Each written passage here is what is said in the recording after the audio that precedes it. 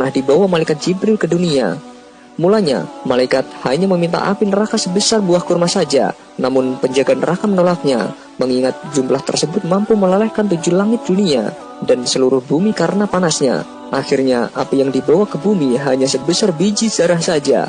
Dari Abu Hurairah radhiyallahu anhu, ia berkata bahwa Rasulullah SAW bersabda, api yang biasa kalian nyalakan merupakan sebagian dari 70 bagian panasnya neraka jahanam.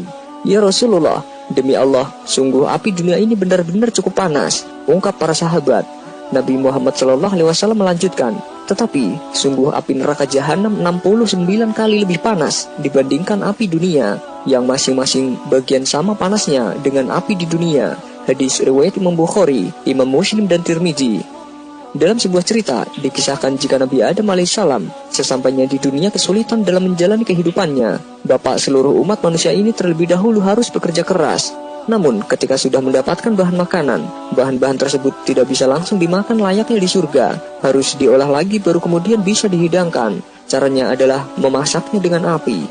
Nabi Adam akhirnya memohon kepada Allah Subhanahu wa Ta'ala agar diberi api. Maka Allah Subhanahu wa Ta'ala mengutus malaikat Jibril agar meminta sedikit api neraka kepada malaikat Malik penjaga neraka untuk keperluan Nabi Adam alaihissalam tersebut.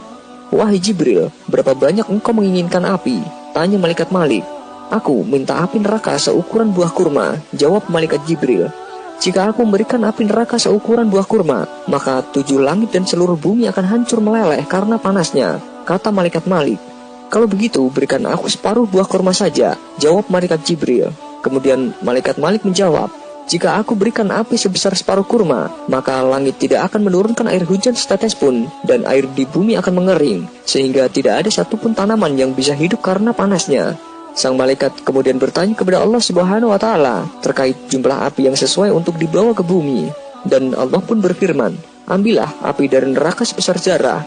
Malaikat Malik kemudian mengambil api neraka sebesar zarah, lalu diserahkan pada malaikat Jibril. Malaikat Jibril merasakan api yang sebesar zarah masih terlalu panas untuk Nabi Adam alaihissalam. Lalu api neraka sebesar zarah itu terpaksa didinginkan dengan mencelupkannya ke dalam sungai di surga sebanyak 70 buah sungai. Setiap satu sungai sebanyak 70 kali celupan. Setelah selesai dan dirasa tidak terlalu panas, maka malaikat Jibril membawa api neraka ke bumi. Ternyata gunung-gunung yang ada di bumi pun tak sanggup menahan panasnya api neraka yang hanya sebiji zarah tersebut. Sebelum diserahkan kepada Nabi Adam alaihissalam, api neraka itu diletakkan di atas gunung yang tinggi.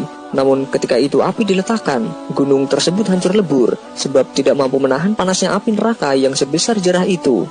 Tanah, batu-batu, besi dan semua yang ada di sekitar gunung, di dalam tanah dan di atas